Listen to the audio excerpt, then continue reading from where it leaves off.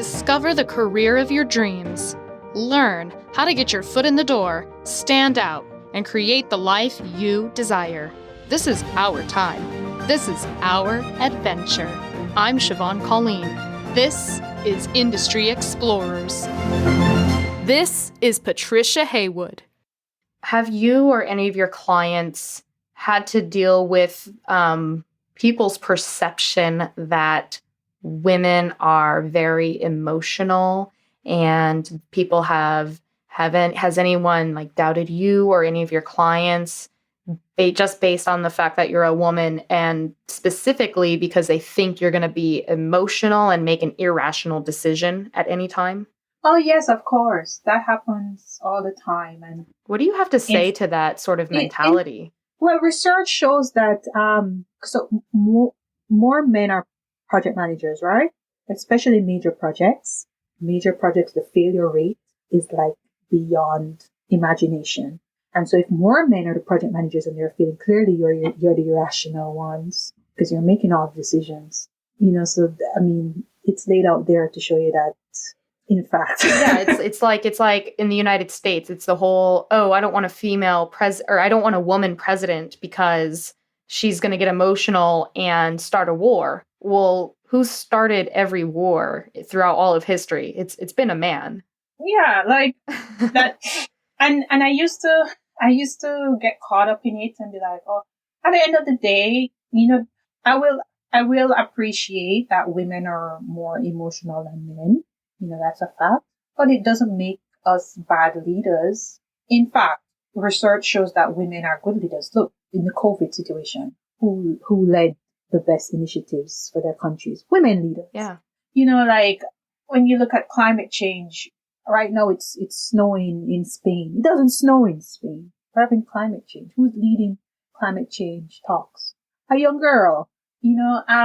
I think, and in construction, and they like to think construction is such a macho industry. And one of the things is that even the issues that we have as women, you have men who have these issues too. You have men who don't prescribe to this macho image, and they're affected within the industry also. Mm-hmm. So in my view, it's this macho culture that they try to perpetuate in the industry is something that not everyone wants. And the people who are doing that, they're slowly coming out of the industry. They're of this generation that they're just trying to hold on. They're catching at straws. Mm-hmm. And that's why I think it's an opportune time for us as women to start stepping up and dominating the industry and rewriting the narrative before anyone else gets a chance to come in and try to reinforce it or come up with their own.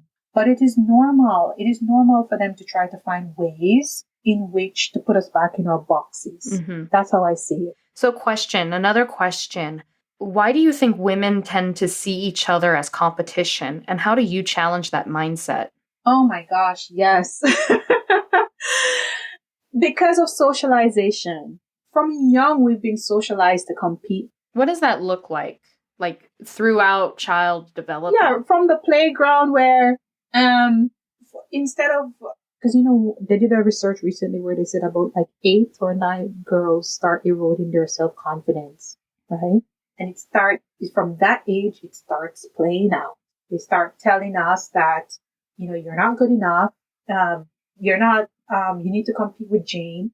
Meanwhile, the boys are told they're wonderful. They can take up space. They can talk up, however long, talk over women, talk over girls. And so I believe it's a socialization from that age that you compete with each other. Another thing is because, especially here in the UK, schools, especially like private schools, which we call public schools here, tend to be gender specific. It's the same in Jamaica.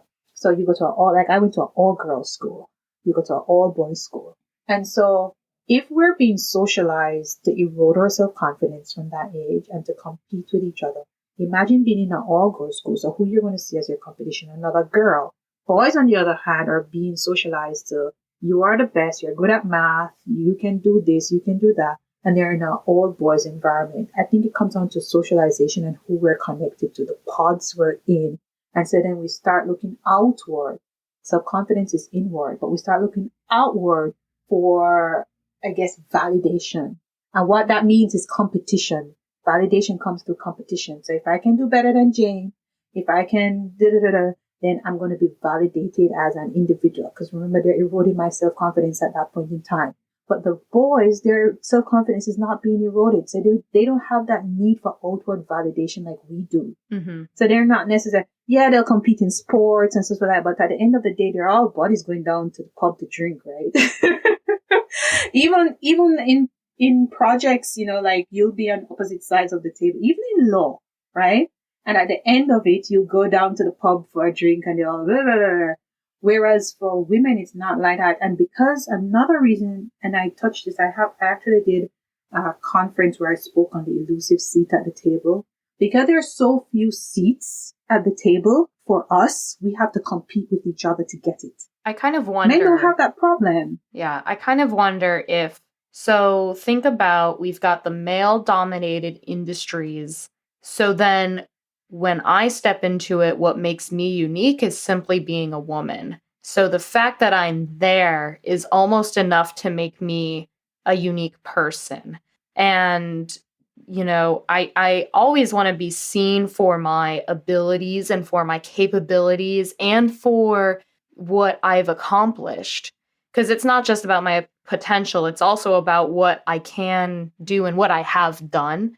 But it's easy to take my abilities and accomplishments and push them aside and say she's only here because she's a woman. So then if another woman enters a male-dominated industry, now I'm on a male-dominated crew, and it's me and another woman, it can be easy for me to see that one individual woman as competition because now I'm not the unicorn. I'm no longer the only woman in the crew.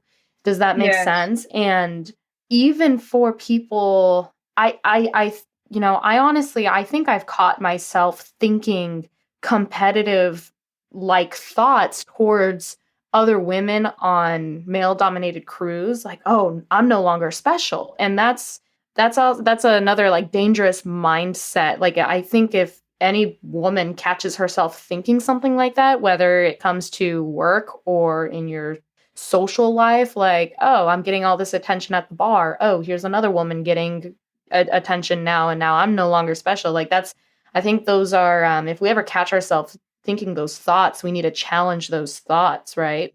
Yes. There's room for success. Like you said, there's so much opportunity and there's so much room for success, especially, like you said, 5% of companies in the UK are woman owned. And it's 13% of construction firms owned by women in the USA. So those numbers, there's plenty of room to increase those numbers. Of room. And it's true that and I've heard this before from women, they're like, they're the only ones on site, and then a woman comes and you feel ways about it. But it just comes down to just how we've been socialized over time to see that lady as competition. But what we need to do, as you say, is challenge ourselves and to see her as an ally, as someone we can partner with and collaborate with, because that's how, if you're on a site, for example, I'm on a site, as I told the story before, when I had my son, I was pumping on site. I'm the only woman there pumping on site. Imagine if another woman came and she was pumping, and another woman came and she was pumping. That's three of us. That's collective bargaining. We could go off and say, hey, we need a spot. Three of us are here. When you have more of us, what I tend to do is when I see another woman, especially, first of all, when I see a woman who's doing something awesome or is at a level, I'm just like, hats off, because I know, girl, you worked your ass off. That's the first thing. Beautiful. And the second thing is, it shows me that, hey, there is a path there. What can I learn from this lady? Or can I partner with this lady? How can we go further, faster together? And that's my motto for Master Builders: further, faster together. We'll get there together, because that's why I say it's about rewriting narratives and going back in the past and adding context to situations and coming away from them with new insights and outlook on situations, because a lot of it is just us understanding, where does this come from? When I see her on site and I'm upset about it or jealous of me, where does this feeling come from? And address it. Is it fair? Did something happen to me in my past or my childhood where did that come from, and address it? Because if you continue through life with that, you're not going to go very far. You're always going to be the only woman on site trying to find a place to pump milk. Mm-hmm. Yeah. Like, yeah, things are not going to change, because why change things for one woman when there are 20 men? Like one woman, when you're one woman in the whole of the darkness talking, you're noise. They see her as noise. What's her problem? But when you have more women and it's a chorus, they have to stop and they have to listen.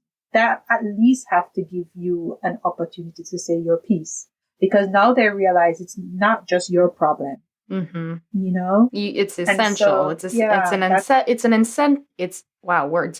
an essential challenge that needs to be overcome, or it's an essential, I don't even want to say issue, because I just feel like these are, like, yes, they're issues, but at the same time, these are just necessary things that need to change, right? Like having a place to pump milk, having access to bathrooms nearby. They're just essential. It's almost like it's not outrageous to say I need a roof over my head and food every day. You know what I mean? And like everybody has the right to work. One of the basic human rights is the right to work, and women have the right to work too. And if your work is in the construction industry, you have a right to go to work, right? To take care of your family.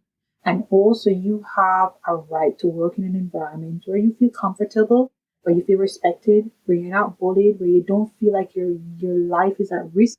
And your life is at risk doesn't necessarily mean that someone is coming to stab you or your life is at risk also means mental health, where you don't feel like every day your mental health is being eroded, which can also include your self-confidence. It tears you down. And I've seen this time and time again with women in the industry where they're just like, I've had enough, and recently I had the Festival of Her with, it was just like a virtual conference where we celebrated each other. And there were women there, and they were talking just about what they experienced in the industry. And some of them were like, they left because of that. And it's very sad. You shouldn't work if you feel called to do construction work, if you feel called to do project management, if you feel called to be a planner, a commercial manager, whatever it is you feel called to do in the industry, you should be able to turn up and do it without fear, right? And that's not necessarily where we are right now. And I was talking to a lady, I met her on Twitter, and she said, she was just like, she's retired now. And she's like, she cannot believe she's retired from the industry. She cannot believe that the same things that she and her generation said and were talking about is what we are doing now.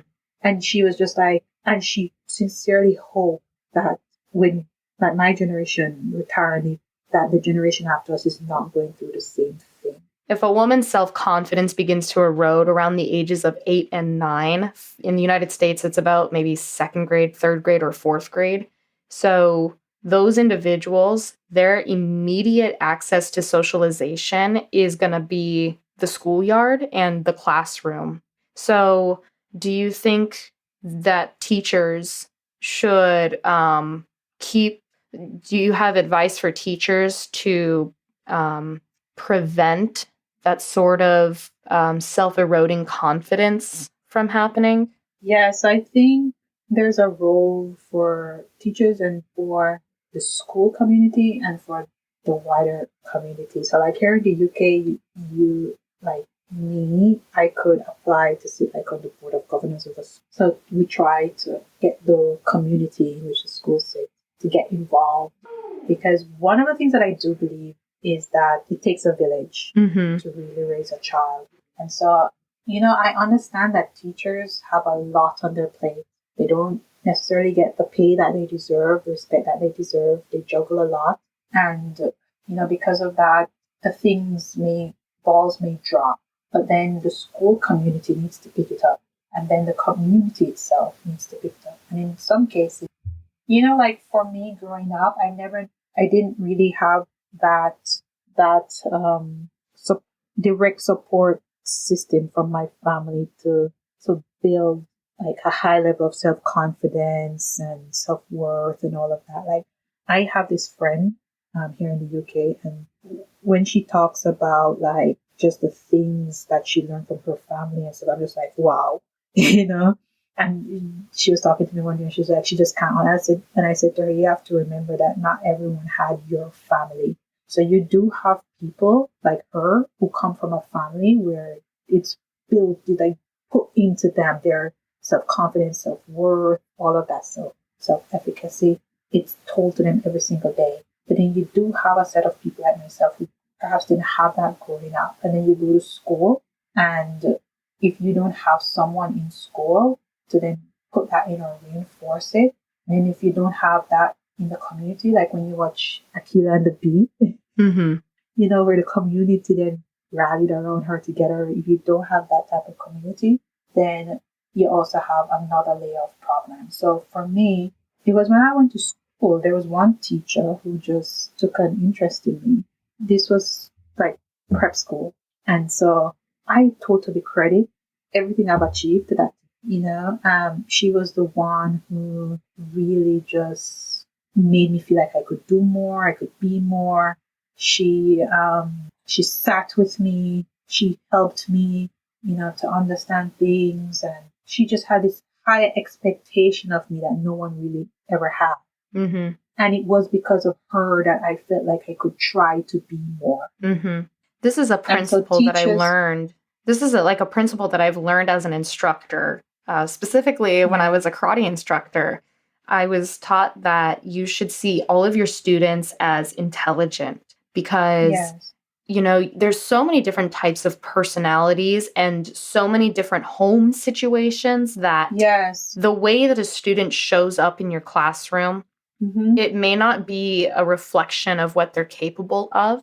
So as teachers, faculty, instructors, as community members, this is really important to think about. And it's good to, approach your interactions with people as if they're intelligent. And just approaching it in that way, you're automatically going to treat them with respect. If you just assume someone is going to be just, I don't know, if you assume someone is just not worth your time, then you're going to treat them that way. Exactly. But if you treat everyone like they are worth your time, then you're going to have a different approach, and that can definitely influence the way that they not only see you, but see themselves, especially when it comes to kids. You know, your interaction with them can heavily have an impact on how they see themselves and their self-confidence and what they think they can do in this world. Just like that teacher that you because credit. Before going to that teacher's class, I was in another class with another teacher, and she totally helped tear down my self-confidence. So then I was taken out of her class and put in this teacher's class. Her name was Mrs. Thompson. I never forget. And it was my life changed when I went into that teacher's class. And so I say that to say teachers, and this is Jamaica. Teachers aren't well paid either. High stress. Teachers in Jamaica teach multiple classes. You know, like classroom sizes aren't the smallest, you know? So I said, even though I know teachers, you know, they go through a lot, but just the simple things. It's not necessarily an elaborate, thing you have to come up with, but just to say, I see you. And, you know, the acknowledgement is enough. But I also think that, you know, so one, it's understanding that not everybody's home life and background is the same. Not everybody's coming with the same level of confidence, you know, the same level of feeling of worthiness and, you know, being deserving. Not everybody's coming with that in the first place. And then they come to school at that age, right? And either you can tear it down further, you know, and those people who come from a home where it's drilled into them that you are 100% the best, you know, they may rise above what's going on in the school environment. But those already coming with that, you know, low self-confidence, it's just going to erode further. And then at the other level is the school level. So you do have, so for example, in that situation with that teacher, it was still liaising like with the school and stuff like that, where I wasn't taken out of her class in the other teacher's class. So that thing also at the school level, there's some responsibility there, right? To then step in. And then at the community level, which I like to think about like Aquila and the Bee, and you don't have to come from the most affluent community. People within your community, like I wasn't from an affluent community, but you had people within the community who they would try to help in any way they can. They might not have been the most educated person, but they would try. You're going to do great, kid. Keep in school, kid. That type of thing. So I think it's on multiple levels. And if you're missing that connection on multiple levels, then you're going to have a huge problem if you can't figure it out for yourself early enough. When I was growing up, because one of the things I've said before, I grew up, there were times when I grew up with my extended family because we just couldn't afford to be in the same household, and they erode my self-confidence tremendously. But one of the things that somehow I started doing when I was pretty young, I would look into the mirror and say affirmations to myself. Yes, I used to do that.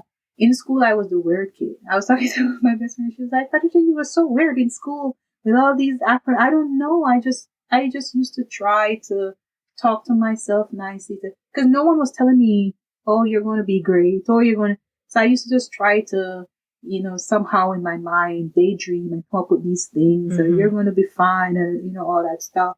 So there comes a point where as an individual, you will find your way. Yeah. You will find your way. It's going to take some doing. It might be hard, but you'll find your way. But I think as a community, the teachers, as a school community, there's a lot that we can do. For these young people, there's a lot that we can do.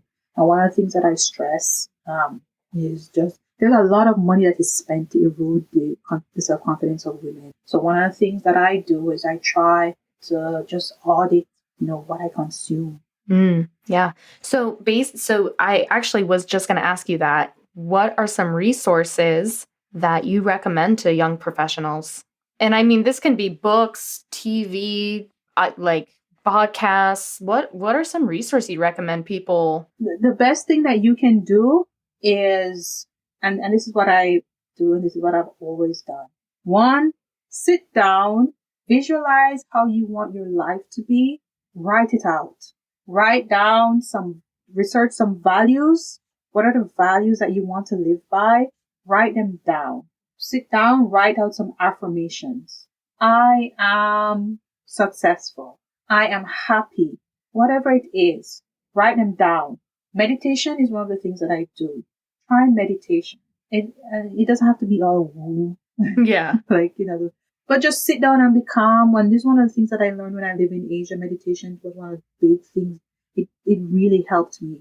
Sit down and just be calm. It's easy to sit down and just look at one thing. Just try to quiet the mind. Because the mind will rob you. It will tell you things that just is not fact. Because it's trying to protect you. Just try to quiet the mind. Because it's one thing to have people out there telling you stuff, but you have to believe it. You have to put it inside of you and think on it. And the more we can audit what we think on, that's what we have control over. We can't control what people out there say and do, but we can control ourselves. And so I would say is just, and that's one of the things I used to do. I used to sit down and daydream, as we call it. What do I want to do with my life? What does a great life look like to me? Not to anybody else, but to me. And I would journal and write it out. And when I understood values, oh my gosh, understanding values will also change your life. What are some of your values? So my values is like family, honesty, believe in that integrity, self-confidence. Those are just some of the values. Honesty is very important to me. And once you understand values, just the codes that you live by, it will change you also, because then you start living for more than just the physical. You start living for more than what you see in front of you. You start it's like having a higher code of ethics that you personally live by. And I'll give you an example. When I was a young lawyer, I got contacted to a meeting. These people, I guess they've been watching me. I was a young lawyer. Mm-hmm. said they want to have a meeting with me. It was like, kind of meeting is this? So I was like, what is going on? Hear what they wanted. I'm a young lawyer. They think that I'll be a good fit with it. These are people in the underworld, and I can help them, and I'll be handsomely rewarded. Whatever it is that I want. But at that time, I was driving like an old car, so they pointed it out. Don't you want a new car? I was living in a studio. It was like, they're like, you can make so much money. I was just like, no, there's no way.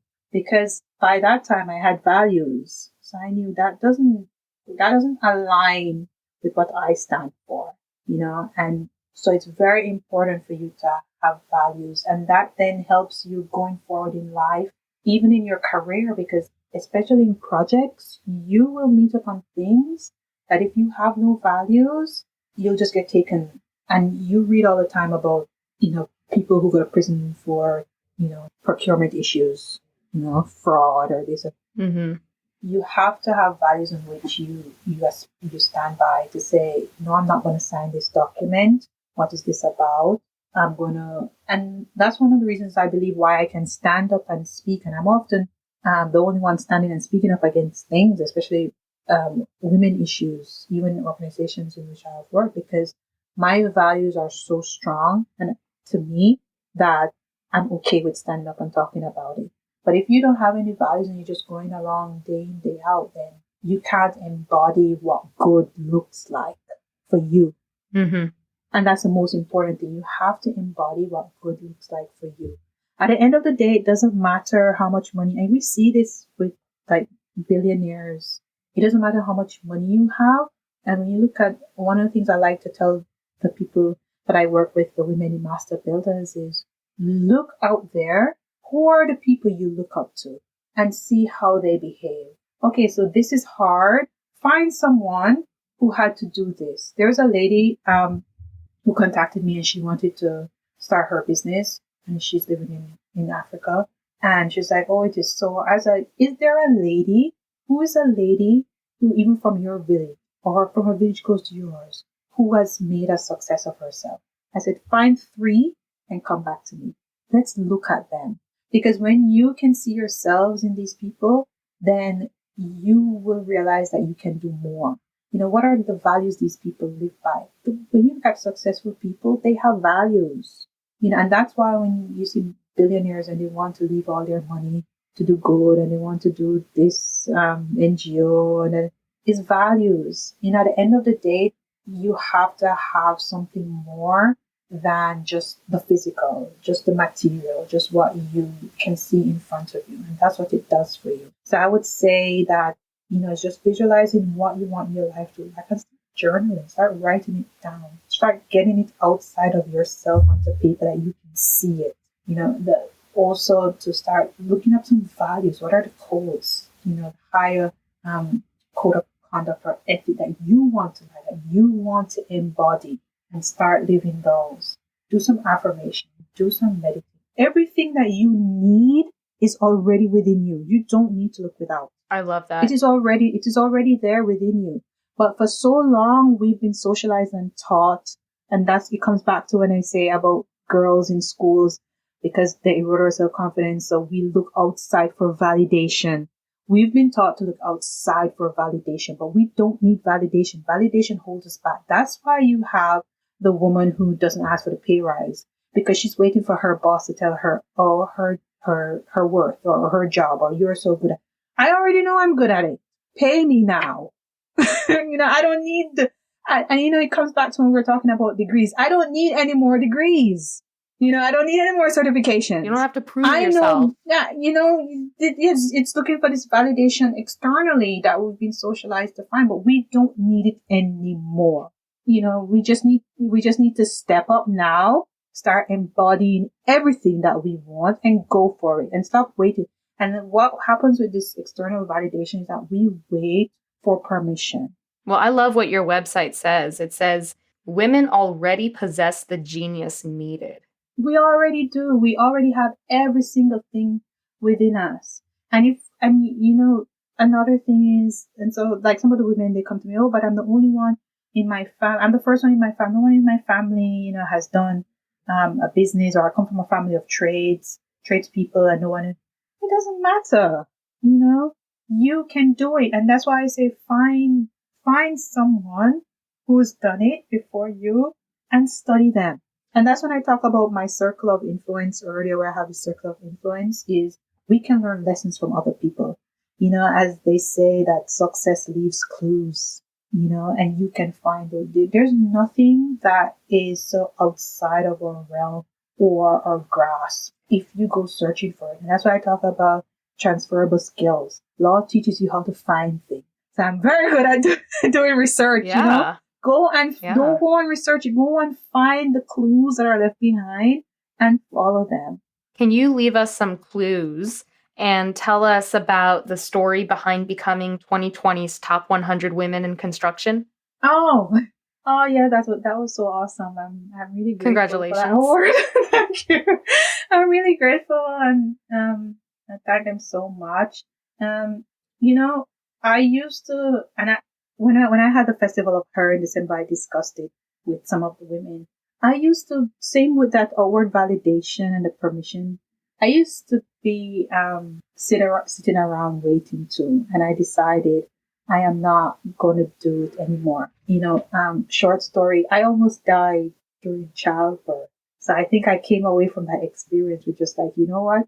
I'm just going to do everything. I'm just going to do it all, And so, just to wrap up, I would say that it is important for you to understand as a woman that you lack nothing. Whatever it is that you think is your weakness is your strength.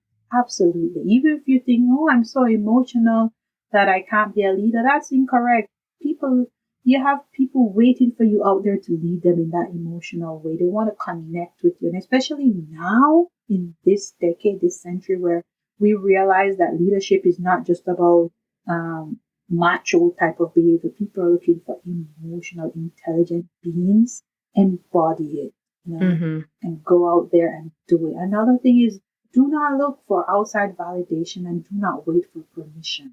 You just go out there and do what you want to do. And a lot of the women who come to me like, oh, I'm so scared to fail. I failed so many times, but I'm still here, right? Yeah. It is okay. And if you want to cut down your failure rate, just find some people who have done it. Look for the clues of success and follow it. That's all. Learn from others. And the last thing I would say is to just start investing in yourself. And investing in yourself is everything.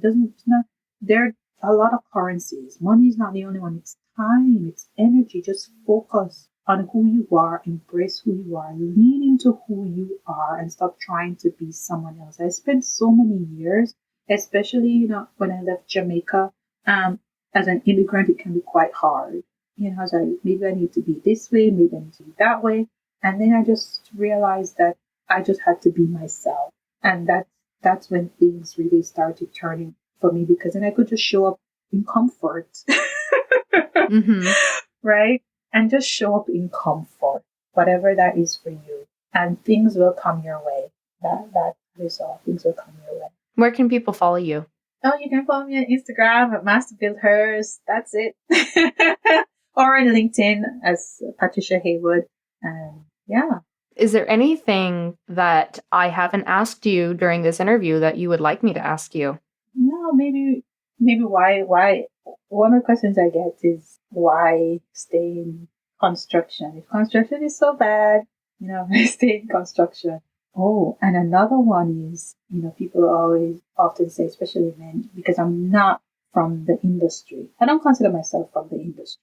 I consider myself an outsider. And men like to see me like an outsider. But here's the thing, here's the thing that I want to stress too. And for women who are going into sectors and industries that they're an outsider, it's not of their own. Disruption doesn't come from people inside the industry. And never allow anyone to make you feel like an outsider. You're there for a purpose, and that's it. And so if you studied, for example, theater, and now you're in health and safety, you go in there and disrupt it. That's really why. When you go into an industry that's not your own, you need to disrupt it, because people in there can't see what you can see. And so they're comfortable. And another thing is, one thing I've realized is women like to stay quiet, and it doesn't pay to stay quiet. Whatever it is you think you're hiding from by just shrinking down is not going to help you. So I say, stand up, speak out, disrupt, and dominate your industry. I love that. Usually my final question is, do you have any last minute words of wisdom for our listeners? But that was amazing. Stand up, speak up, and dominate your industry. I'm going to put that on a t-shirt. You have every right to.